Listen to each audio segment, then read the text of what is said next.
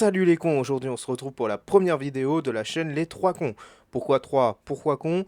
On ne vous le dira jamais. Qu'est-ce que vous pouvez me dire à propos des carafes? Grâce à cette vidéo, vous pourrez briller et vous la péter. Langage de carafe.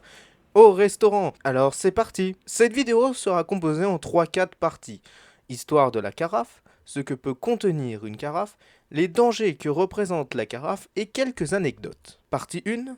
L'histoire de la carafe. La carafe est apparue dans le département du Finistère en 1564, année où nous avons découvert le pastis. Créée sous le règne de Henri Bâton, en même temps que la fourchette, la carafe s'installe rapidement dans les différents foyers du monde. Mais au 19e siècle, la carafe connut des moments difficiles. En effet, la production a été stoppée entre le 13 mars 1834 à 12h06 et le 13 mars 1834 à 13h45 à cause d'une panne de chevaux, sûrement à la SNCF, qui perturba fortement le trafic. Entre le 13 juin 1903 et le 19 avril 2012, la carafe eut de grands changements de style. Nous sommes passés d'une carafe en forme circulaire à une carafe plus rectangulaire, puis vers les années 80, une carafe en forme phallique. Mais depuis 2012, nous sommes revenus au format originel, les carafes circulaires qui favorisent en gros l'oxydation et l'effet de serre. Partie 2.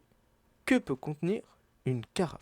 Alors vous allez me dire tout liquide, mais que nenni! En effet, les carafes peuvent contenir de l'eau, du jus de fruits, du vin, du whisky, du café, du mercure et du gel hydroalcoolique, mais sûrement pas de l'urine, de l'acide citrique, du cassoulet ou toute nourriture ou chose solide, comme par exemple les Velux. En effet, le couscous royal, les lentilles et le boulgour ne sont pas des liquides, mais exception faite au couscous tagine. Partie 3. Les dangers de la carafe. En effet, la carafe sous son air paisible est en fait un démon déguisé, mais grâce à nous, vous pouvez écarter tout danger en suivant cette liste de conseils et astuces. 1.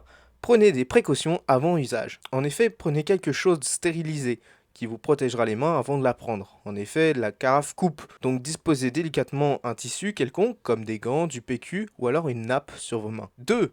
La carafe, c'est toxique. En effet, le verre peut être toxique, je ne vous apprends rien, mais les molécules qui constituent le verre sont toxiques quand la température ambiante dépasse les 292,15 Kelvin. Alors gardez votre carafe au frais et servez-vous-en occasionnellement dans la journée. Et 3.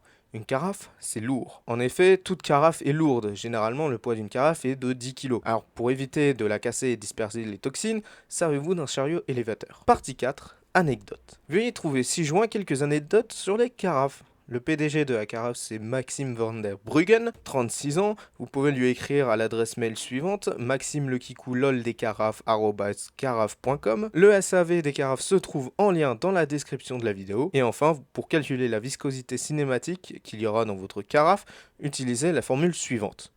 Merci à tous d'avoir suivi la première vidéo de notre chaîne. N'oubliez pas de vous abonner, d'activer la cloche. Et surtout, à plus les cons.